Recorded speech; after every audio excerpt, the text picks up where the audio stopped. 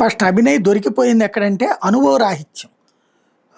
ఏదైనా సరే ఇట్లాంటి ప్లాన్ చేసుకున్నప్పుడు పోలీస్ కంప్లైంట్ ఇవ్వకుండా ఉంటే కనుక హాస్పిటల్ పోలీస్ కంప్లైంట్ ఇవ్వకుండా ఉండి ఆ రక్తాన్ని చూపెట్టుకుని నేనైనా సరే పోరాడతాను లాంటిది ఏదైనా స్టేట్మెంట్ ఇచ్చి ఉంటే అయిపోయి ఉండేది, పాపం ఎవరికి అర్థమయ్యేది కాదు. కానీ ఎక్కడ దెబ్బతిన్నాడయ్యా అంటే ఆ కూర్చోబెట్టినటువంటి సందర్భంలో ఇది హాస్పిటల్లో కొట్టింది ఎవరో తెలియదు కానీ జై శ్రీరామ్ అన్నారు లాంటి పదం మాట్లాడలేదండి. వాళ్ళు మాట్లాడిన మాట జై శ్రీరామ్ అనే మాట, అది అర్థమైందా? అంటే హిందువులు కొట్టారు అని చెప్పే ప్రయత్నం. పెద్ద లెంత్ ఏం మాట్లాడలేదండి. వాళ్ళు మాట్లాడిన మాట జై శ్రీరామ్ అనే మాట ఒకటి వాడారు. అది దాడి చేయడానికి వచ్చిన వాళ్ళు జై శ్రీరామ్ అంటే హిందూ సంఘాల వాళ్ళని టార్గెట్ చేయడం.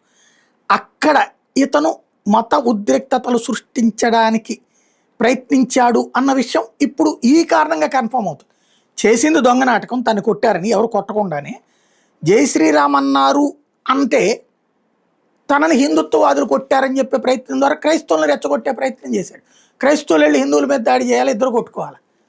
ఇక్కడ వాడి అసలు నిజ స్వరూపం బయటపడింది, మత ఘర్షణ సృష్టించే వాతావరణం.